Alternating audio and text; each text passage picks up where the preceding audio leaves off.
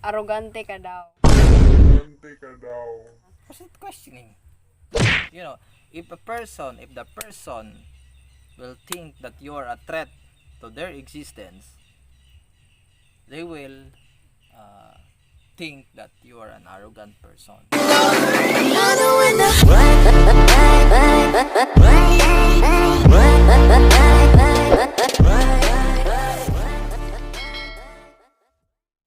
Hello everyone, my name is Jennifer and welcome back to my YouTube channel. For today's video guys, this is just a continuation sa vlog ko na hindi natapos kahapon, no? Kasi nag-shutdown yung cellphone ko na hindi ko namalayan.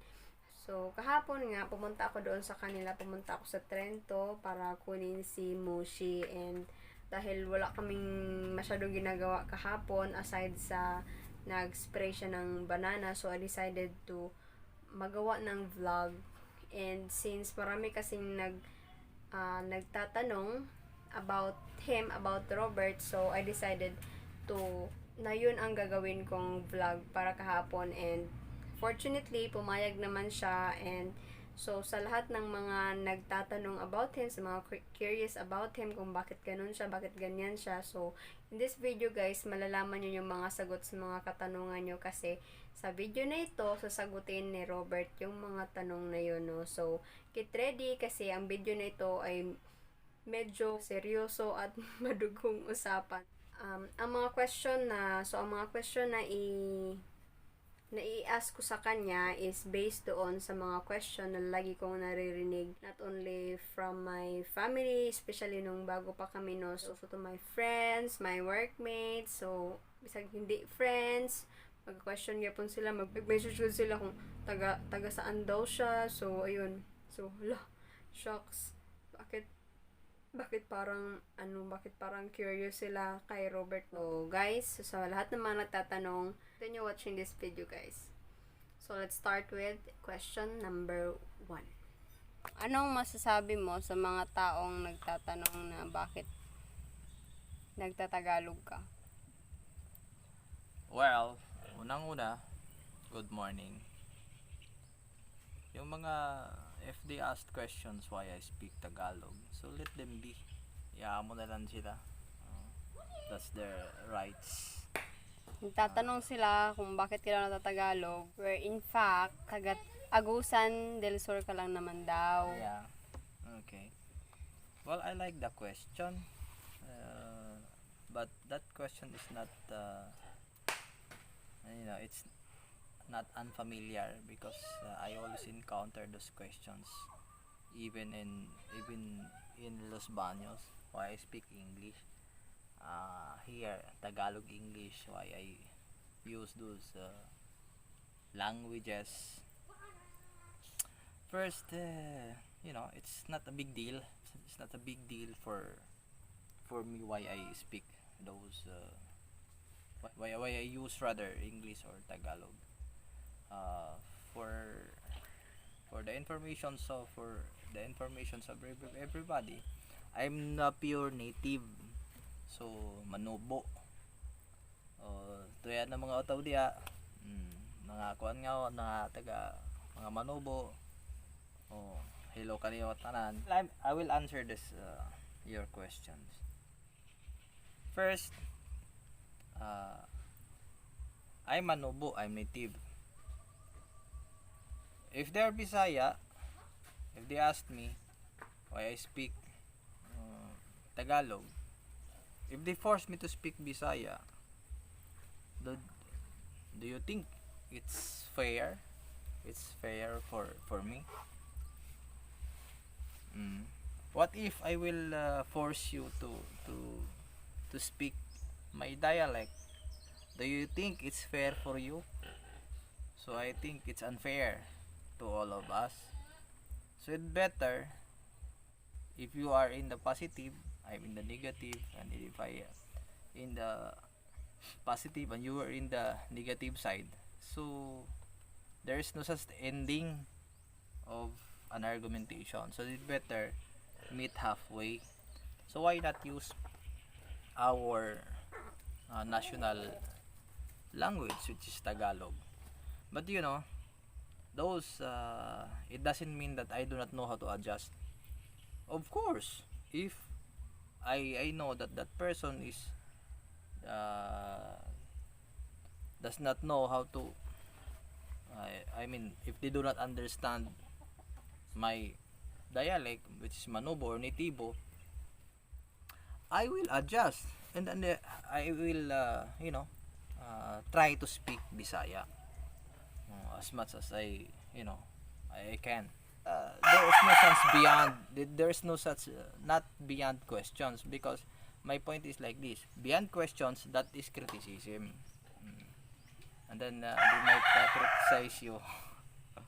They might criticize you, why you speak why you speak like this, and then we're here very, for me, if we stop learning every day, so I think your our life will be, stagnant, just like a pond without an outlet. Outlet, so that's stagnant. Okay. I don't want to live in a place where there is no such learning. uh, that is why I always keep myself uh, discover new things every day. Yes. Going back to the question, so it's better to understand each other. Do not force me to speak your dialect. I will not force you to speak my dialect. Let us meet halfway. So that's Tagalog. Kasi meron ding isa pang tanong Mm. uh, na tinatanong nila sa akin Mm. about you na What's it questioning? arrogante ka daw. Yeah. Anong masasabi mo doon? Arrogant. The word arrogant is like you are stepping others' ego. That, and then they will consider you as, if the person will think that you are a threat to their existence, they will think that you are an arrogant person. But if they think that they can easily surpass you, or they can step on you, so meaning you're not an arrogant person, because they are on a high level. But I will not consider that way. Even you are not a graduate of any let's say elementary, high school, college, or any vocational course, I always consider you as my level. Yes. But if your attitude is quite it's not acceptable to me, of course I will stay away from you. Well, in fact, I did not ask. I did not ask you to become my friends. But if you say hi on me, oh, no problem. Okay, hello. But there is no such thing that I will approach you to become friend, and then I will boast. I will always nagging, say something for myself, and then boast, and then no. Always praising myself just to impress you. No, I will not do that. And even before, wag, that's not my style actually. I always keep on discovering new things every day. I need to learn more, because I'm not a bright people, a person rather. I'm just an average guy. Okay, who are able to keep up. Uh, so that's my, become an arrogant. I do not know.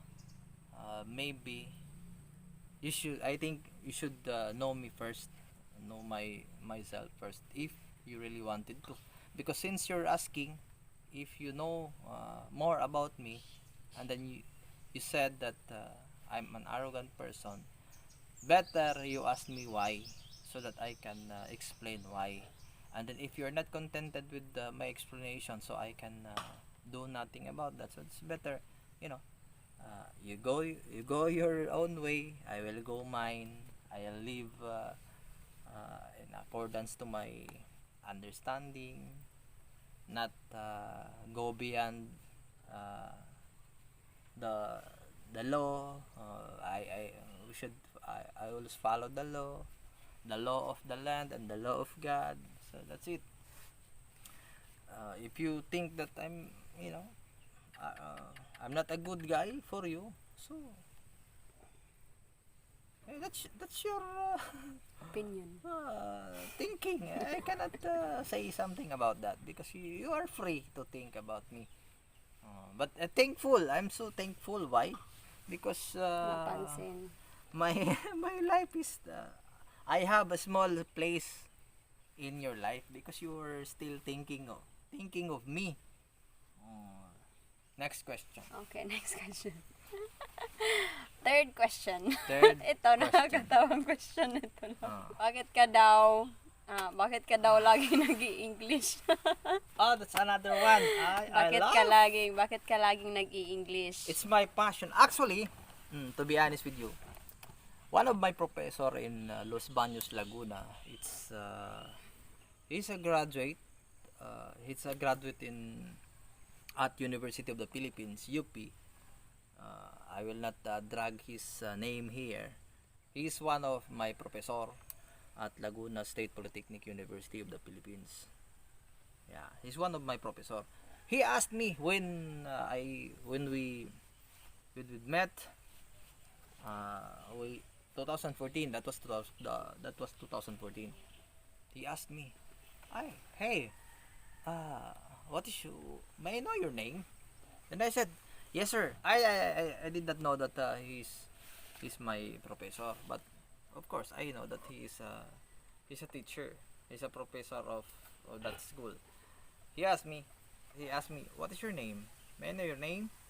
I said, sir, Roberto B. Utakan, sir. Oh. He asked me, are you a foreigner? I said, no, sir. I'm from Sure, foreigner. Chuar. Sana all. Chuar. Are you a foreigner? No, sir. I'm from Mindanao. So I'm a native. I'm Manobo. Okay. So you're not of course. I'm not fluent also in Tagalog, but I keep on studying speaking Tagalog. It's because that's Tagalog area, and also our national language is Tagalog. So I have to study on that. I always speak in English in Los Baños, especially in the campus. Why? The only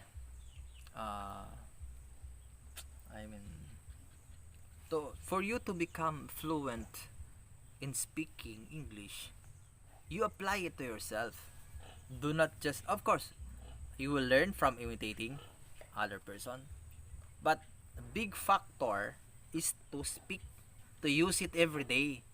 And then how can you become a good speaker in English if you do not know how to speak? You're good in writing, but how about speaking? No, it's better learn both sides, speaking and writing. That's a very good style. So I adapt it, but I didn't say that. Hi, hello, my moshi, our moshi. Hi. Okay. I'm sorry for the interruptions of our cute baby. Okay, to answer the question, to answer it frankly, English is a second language. Okay, medium of instruction rather. I think that there's no need to ask that question. Why? Because the good thing to do is you ask to yourself, and then after asking yourself, you start researching why. accept the word openness. Okay? Do not filter it. Become an openness person. Okay? So that you can easily listen the negative side, listen the positive side, and then try to analyze it, filter it, and then you throw away the negative, and then just accept all the positive thinking, positive ideas, so etc. So that there is no such you will not come out with criticism. Okay? Because when you criticize when you criticize others, meaning your lack of orientation. I always speak English. It's because I don't want to be a stagnant person. Okay? Because the technique to sharpen your mind is to always apply it to yourself, because applications is a very hard thing to do. Apply. It's so easy to always nagging, to always nag, to always talk, but to apply it, that is a very hard thing to do to a person. But if you can do it, good. Okay.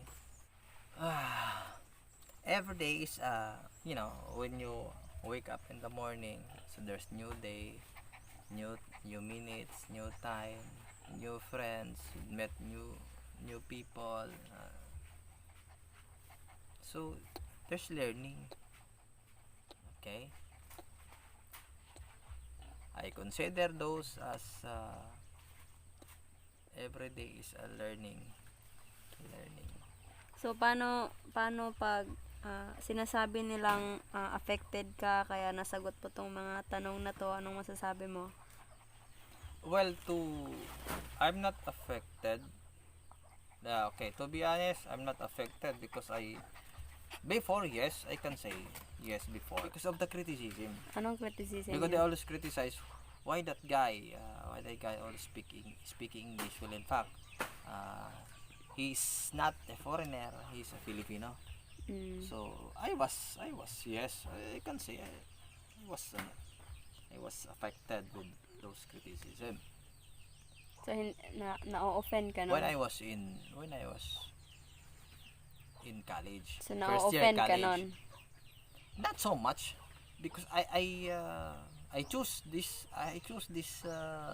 way, because if you love the things, you'll always keep on trying and then do something for the things that you love. But if you don't love it, of course, you are just good in 1 day, 2 days, 3 days, and after that, going back to zero. You're going back to what is normal. My point is, be consistent. If you want to learn something, and if you don't want to be stagnant, please do not entertain the other people, say what they're saying about you. Just keep on walking, keep on learning, because you're not worth it. You're not worth of your time. It will not help you to grow. It will drag you down. If you are going to entertain it, do not entertain it. Yeah. So every day is a learning. That is why after my baccalaureate degree, I studied MBA Master of Business Administration for 1 year. Then it's because of the financial situation, I decided to take BSEd, Bachelor of Secondary Education. So that's there's a 30 units in education. I took it, then I teach. So I adapt those thing from the education side to never stop learning. If you want to become a teacher, you read and read, you learn, research, continue. Do not just rely on what you have learned during your college days. Yeah, don't get mad at me if it's nothing to get mad at. I think there's no point of having those kind of attitude. Just continue to do your to get what you want in the future. Just continue, and then consider those things as spices of life. So, anong message mo sa kanila? Well, my message is to my friends, family, loved ones, neighborhood, and to my enemy.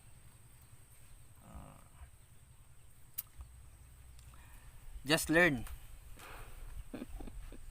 And if you have questions in mind, research, try to study, learn something new. Just keep on trying, and then if you have questions to that person, just approach so that you will find out why. Because there's a lot of why in this world, and of course there's a lot of answers also to the question why, for us to become happy. Okay, if you are rich, then God bless you, that's why you're rich.